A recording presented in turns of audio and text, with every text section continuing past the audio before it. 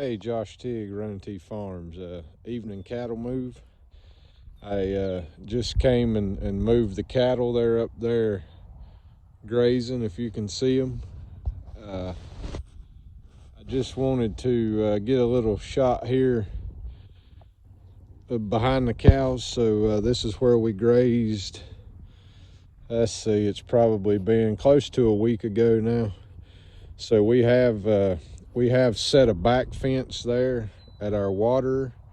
We are starting to see spring growth, grass starting to, this was just grazed a week ago and it's already jumped up 2 inches. We are in February, so not too far away from full-on spring growth here, but I just wanted to get a quick shot of this manure and urine.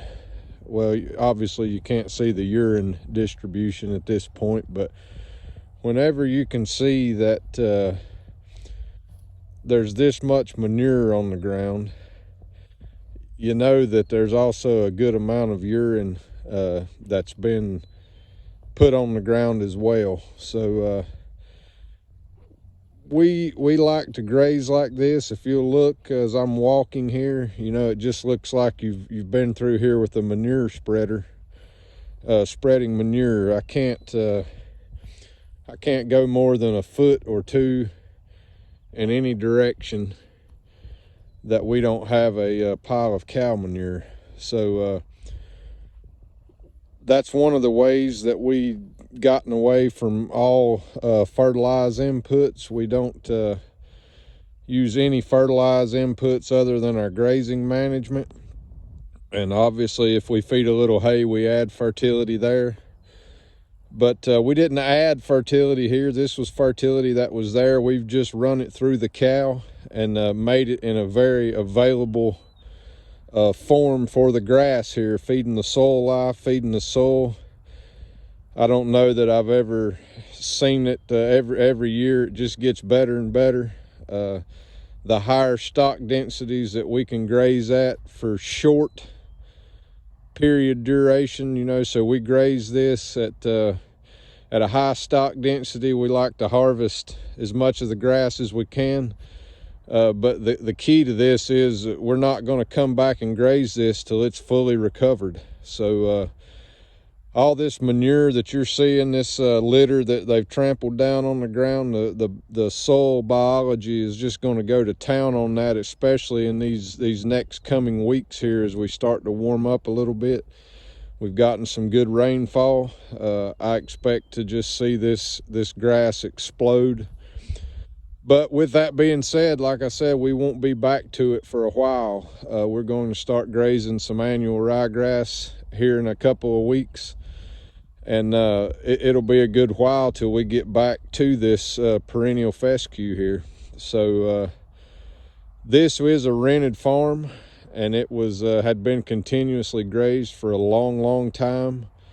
It was in pretty bad shape when we took over management of it, and we're slowly but surely turning it around, and we're doing it with our cattle.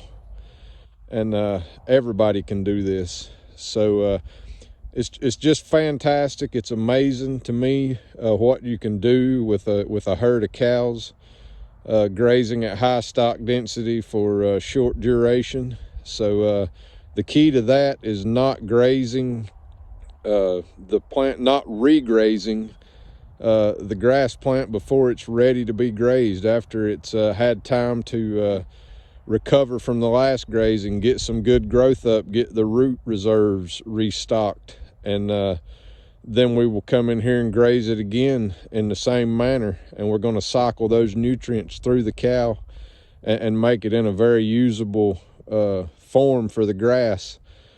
Just trampling litter down on the ground is a slow process to get those nutrients back in an available form for the grass to use. But when we run it through the cow in the form of manure and urine, it's readily available for that plant. So I think that's a lot of some of the older research that was done on grass growth was done in a lab type scenario, or in a little plot scenario where they just came in and clipped it with a pair of scissors and judged the regrowth from that. But as you can see, in a grazing situation here, it's a very, very different situation that you got going on. The effects of the animals in here aerating the soil, ripping the grass out of the ground, the saliva on the grass, the dung, the urine on the grass, you will see a lot quicker regrowth, even with a higher harvest efficiency, even grazing.